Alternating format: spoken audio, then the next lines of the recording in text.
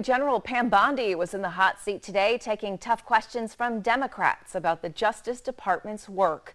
WENY Washington correspondent Rachel Knapp joins us live from Capitol Hill with more this evening. Rachel. Good evening, Renata. So the Attorney General was grilled on a series of topics, things like the Jeffrey Epstein case, as well as the weaponization and politicization of the Department of Justice, including being questioned on having the department remaining its independence, as well as the president's decision to send in National Guards troops to cities across the U.S.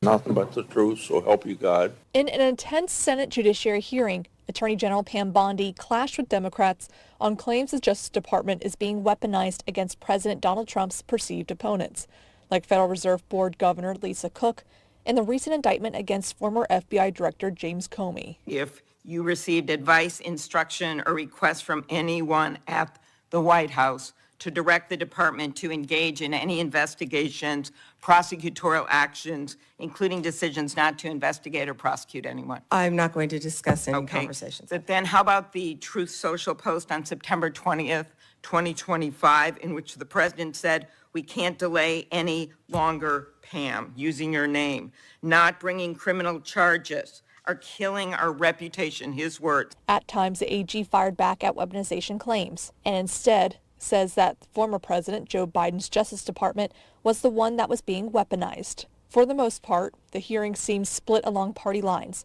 Republicans highlighted a recent revelation that the FBI analyzed phone records of senators, including Pennsylvania Representative Mike Kelly, as part of an investigation into efforts by then former President Trump to overturn the 2020 election results. Tapping the phones of United States senators. This isn't hypothetical. This isn't maybe what will you do in the future. This isn't, oh gee, can you imagine the situation? This happened. This happened. And Renata, this hearing itself was pretty intense for the most part. It also kind of showed some just like a lack of trust, not only between members on both sides of the aisle, but between some of our government institutions.